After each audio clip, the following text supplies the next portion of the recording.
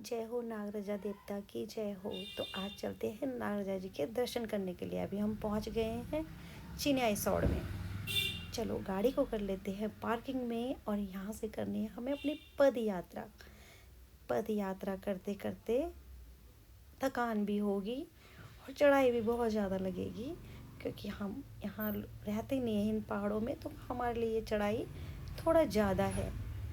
बाकी यहाँ के लोगों के लिए तो ये नॉर्मल है, पर ये चिन्याई सौड़ से 5 किलोमीटर हाइट पे है। और जिस मंदिर में हम आज दर्शन के लिए जा रहे हैं ना, ये सेम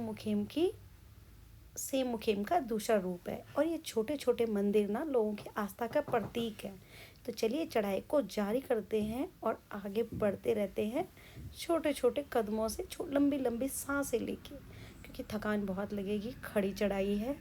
और मैं तो पहुंच गई हूँ, मैंने कर लिए हैं मंदिर में एंट्री कर ली है मैंने। तो चलिए सभी देवी देवताओं को प्रणाम करती हूँ मैं और आगे बढ़ती हूँ।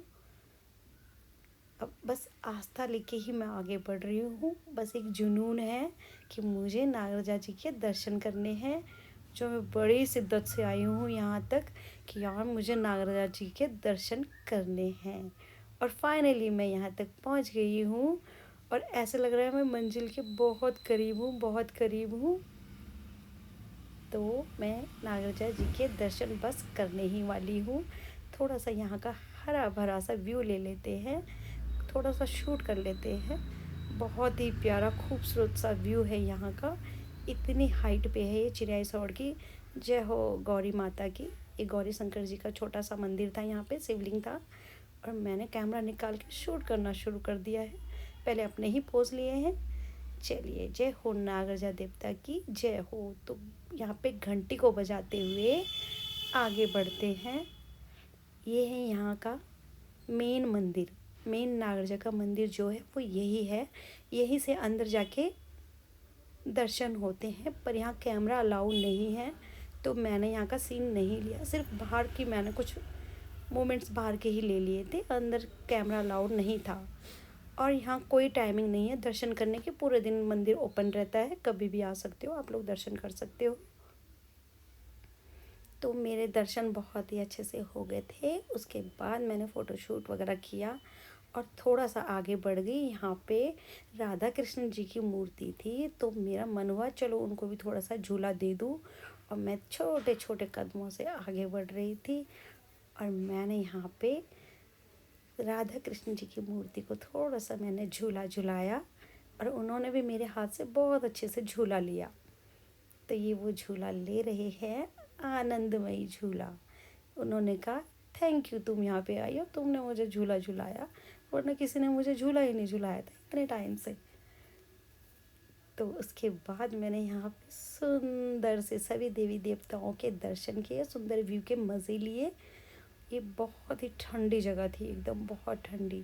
ये चिन्याई सौड़ से कम लगभग 5 या 6 किलोमीटर की हाइट पे है। और यहाँ पे गार्डनिंग करी हुई थी इन्होंने, तो बहुत ही सुंदर थी गार्डनिंग।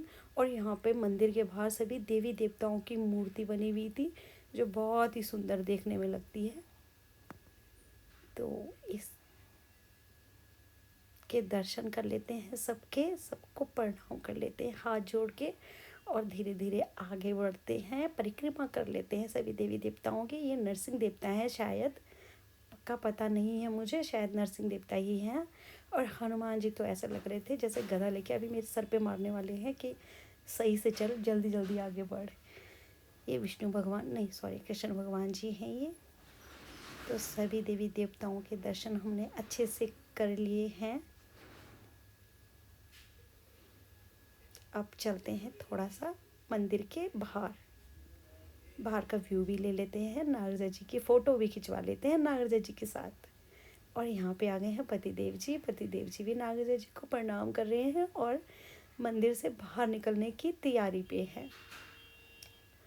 सीधे होके ही मंदिर से बाहर निकलते हैं, पीठ फेर के नहीं निकलते हैं। तो चलिए, पतिदेव ने भी कर दिया है प्रणाम और मैं तो पहले ही निकल चुकी हूँ।